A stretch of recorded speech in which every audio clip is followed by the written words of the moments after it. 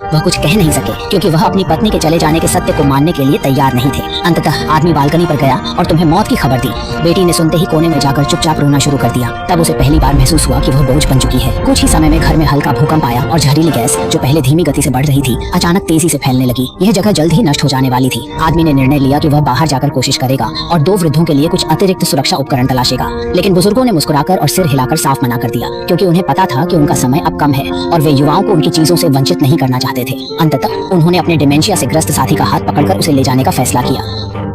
दिखावट आपको सिखा सकती है, लेकिन मेरे घर के अंकल जो अभी बाहर गए थे अपना काम पूरा कर गए।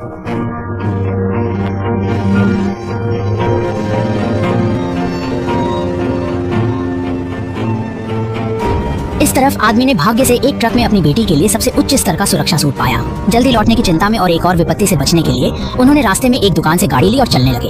हालांकि जहरीली गैस के कारण दृश्यता बेहद कम हो गई थी और तेज गति से गाड़ी चलाने के कारण अगले क्षण एक छोटा लड़का अचानक उनके सामने आ गया। आदमी बच नहीं सका और शरीर सीधे उड़कर लोहे के ड्रम से टकरा गया। जब वह जागा तो उसे यह नहीं पता था कि कितनी देर बीत चुकी है। वह वॉकी टॉकी लेकर लंगड़ाकर अपनी बेटी को पुकारने लगा, लेकिन बेटी की ओर से कोई जवाब नहीं आया। इसने उसे सोचने पर मजबूर कर दिया कि शायद उसकी बेटी पहले ही घर में दर्दनाक मौत मर चुकी है।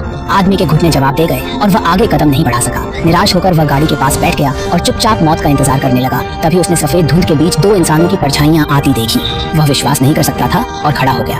अगले क्षण जैसे वह सपना देख रहा हो, उसकी बेटी खुशी के मारे दौड़ते हुए आई। असल में जिन लोगों को वह पहले ढूंढ रहा था, उनके घर के शुद्धिकरण कक्ष की बिजली पहले ही खत्म हो चुकी थी और उन पर एक अजीब दुष्प्रभाव हुआ था, जिससे उन्हें जहरीली गैस का कोई असर नहीं हो रहा था। यह सुनकर वह बेहद खुश हुआ, लेकिन अगले ही पल उसने अपनी ऑक्सीजन मास्क उतारा और अपनी बेटी की उलझन भरी नजरों में पहली बार उसके गाल पर चूमा।